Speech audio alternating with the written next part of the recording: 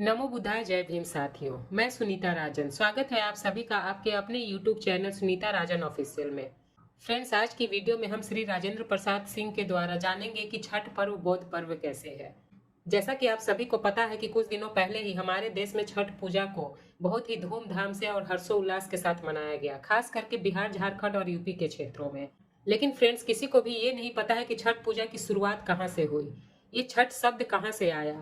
तो आइए आज की वीडियो के माध्यम से हम जानेंगे कि छठ की शुरुआत कैसे हुई और छठ शब्द क्या है और क्यों इसे इतने धूमधाम से मनाया जाता है और क्यों बौद्ध धर्म को मानने वाले लोग इसे बौद्ध पर्व कहते हैं। तो आइए वीडियो को स्टार्ट करते हैं। Let's start the video. आज चर्चा का विषय है कि छठ बौद्ध पर्व क्यों और कैसे।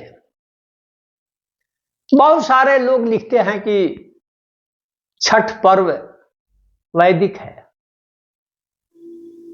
यहां एक विरोधाभास हम लोग पाते हैं कि वो वैदिक क्यों नहीं है। यदि छठ पर्व वैदिक है तो इसका जन्म कहां होना चाहिए था? कुरु और पंचाल क्षेत्र में, जहां वैदिक धर्म का सर्वाधिक प्रभाव था, कुरु और पंचाल क्षेत्र में। लेकिन इसका शुरुआती उद्भव कहां है? नेपाल की तराई, उत्तर प्रदेश, पूर्वी उत्तर प्रदेश और बिहार, इन्हीं इलाकों में पहले छठ पर्व मनाया जाता था। हम लोग के ही समय में इससे बाहर इसकी व्याप्ति नहीं थी। मुंबई, दिल्ली, मद्रास, किन्हीं शहरों में छठ पर्व नहीं मनाया जाता था। ये हम लोगों की देखी हुई चीजें हैं। आज मनाया जाता है। तो होता क्या है कि जैसे भूकंप आता है तो जो भूगोलवेता हैं वो भूकंप का केंद्र खोजते हैं कि इसका उद्भव कहां से हुआ, उसका केंद्र कहां है, जहां से वो फैला। तो यदि आप इसका केंद्र खोजिएगा तो इसका केंद्र कहां मिलेगा? नेपाल की तराई, पूर्वी उत्तर प्रदेश और बिहार, बस यही इलाका है जहां छठ पर्व का जन्म होता है, नो डाउट। और यह वही इलाका है लुम्बिनी, बोधगया, कुशीनगर, बीच में सारनाथ। ये वही इलाका है जहां छठ पर्व का जन्म होता है। ये वही इलाका है जो जहां गौतम बुद्ध, तथागत बुद्ध पैदल घुमा करते थे। यही केंद्र है छठ पर्व का। इसीलिए मैं कहता हूं कि छठ पर्व जो है वह बौद्ध धर्म से कहीं ना कहीं जुड़ा हुआ है। यदि वैदिक धर्म से जुड़ा होता तब इसका विकास और उद्भव कहां होता? पश्चिमोत्तर में, कुरु और पंचाल क्षेत्र में। लेकिन वहां नहीं होता है।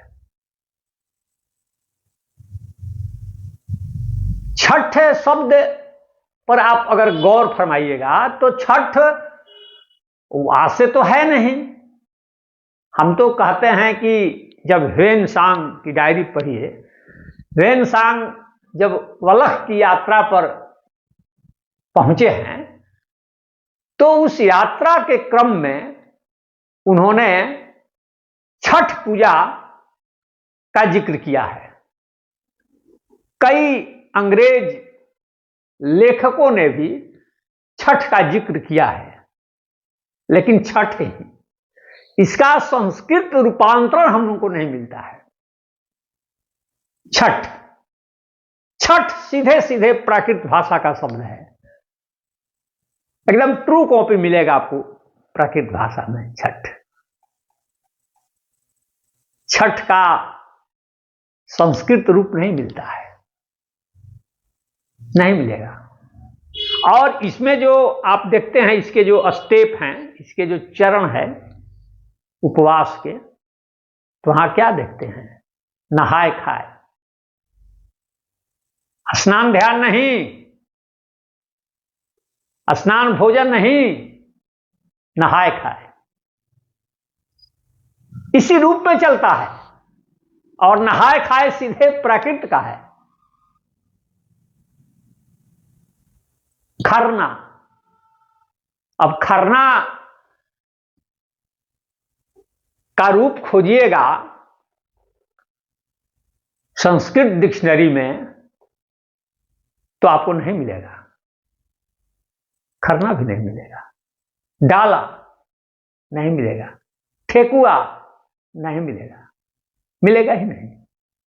ठेकुआ प्रसाद है छठ का। तो इसका जो टर्मिनोलॉजी है, जो इसकी परिभाषिक शब्दावली है, वह सब प्राकृत से रिलेटेड है, प्राकृत से रिलेटेड है, संस्कृत से नहीं है।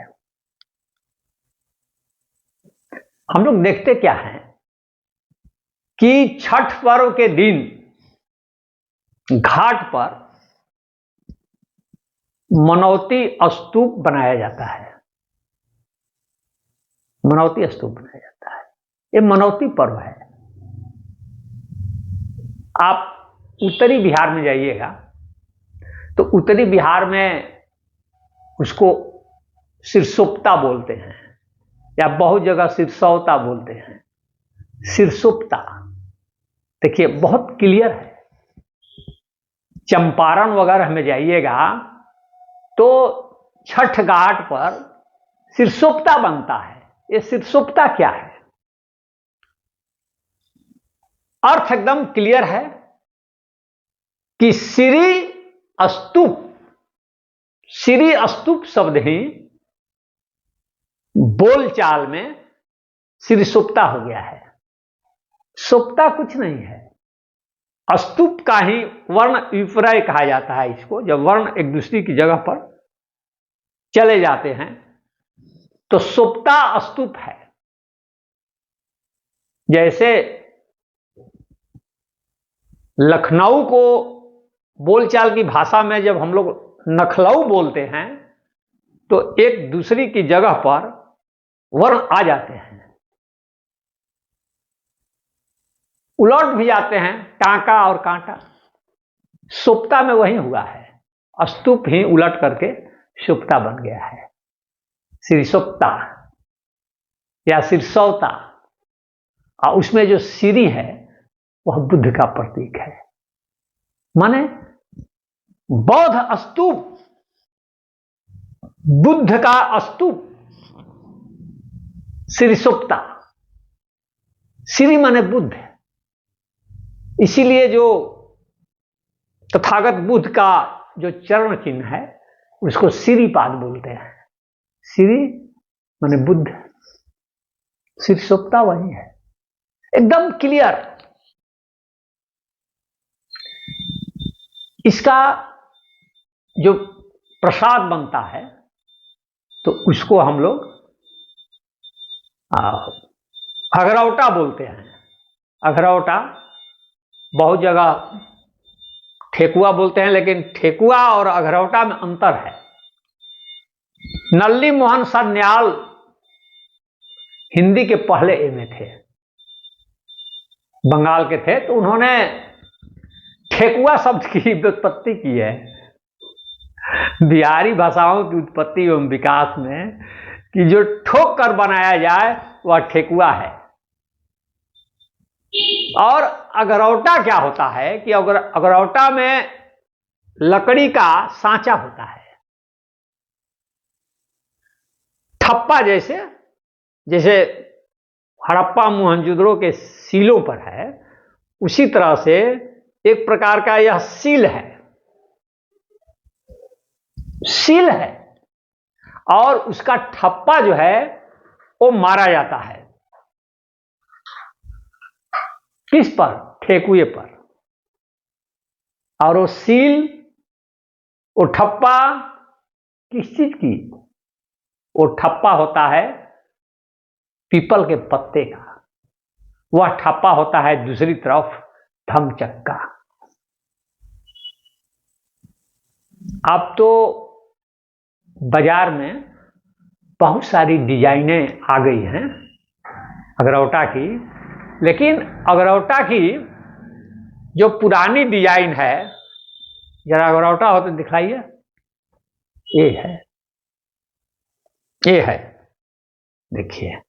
अब ये भी इसका डिजाइन बदला हुआ है, देखिए।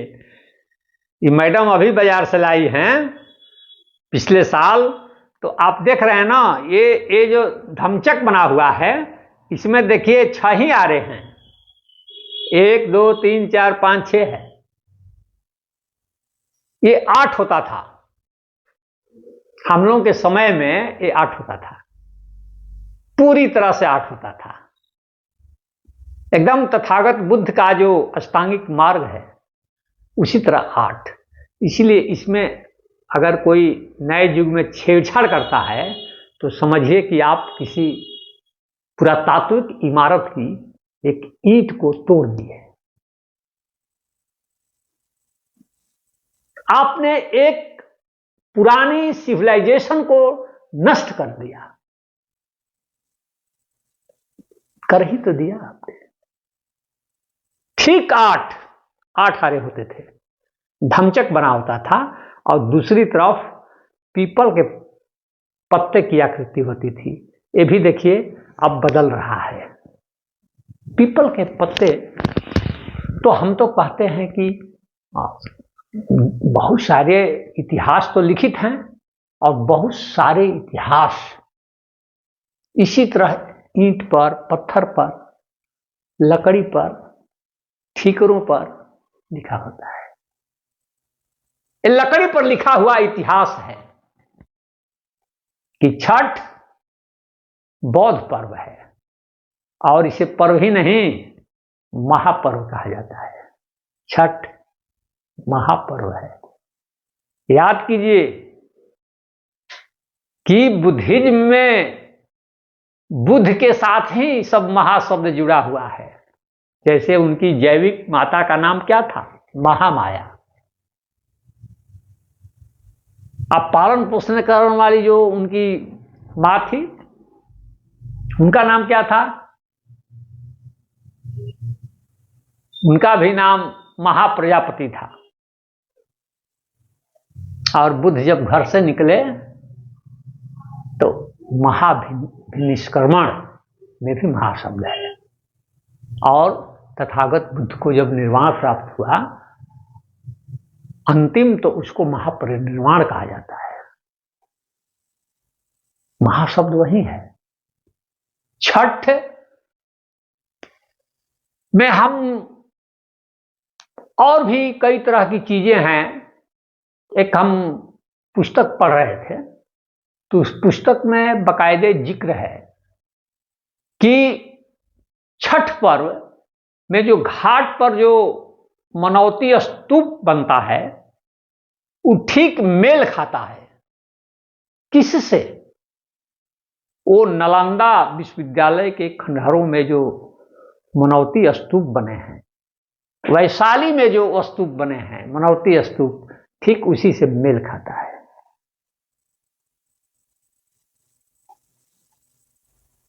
आप ध्यान दीजिएगा कि छठ में पूजा होती है छठी मैया की, लेकिन अर्घ किसको दिया जाता है? सूर्य भगवान को। आपको यहां कुछ विरोधाभास लग रहा होगा कि इसके देवता हैं कौन? छठी मैया के सूर्य। इसका कारण है, और इसका कारण यही है कि छठी मैया जो है वो माता महामाया है, छठी मैया। और जो सूर्य हैं वो तथागत बुद्ध हैं। आप थेरवाद के साहित्य को पढ़िएगा तो देखिएगा कि थेरवाद में बुध को दूसरा सूर्य कहा गया है। सूर्य रूप थे। उनके सौर चरित्र का वर्णन मिलेगा आपको अनेक बौद्ध ग्रंथों में, और उनका जन्म की तुलना सूर्योदय से की गई है। सूर्योदय से। यदि आप पुरातत्व में मूर्तिकला का इतिहास पढ़िएगा तो आप ध्यान से देखिएगा पूरे मूर्तिकला के इतिहास को, तो आपको पता चलेगा कि तथागत बुद्ध की जो मूर्ति है उसी से कालांतर में सूर्य की मूर्ति का विकास हुआ है।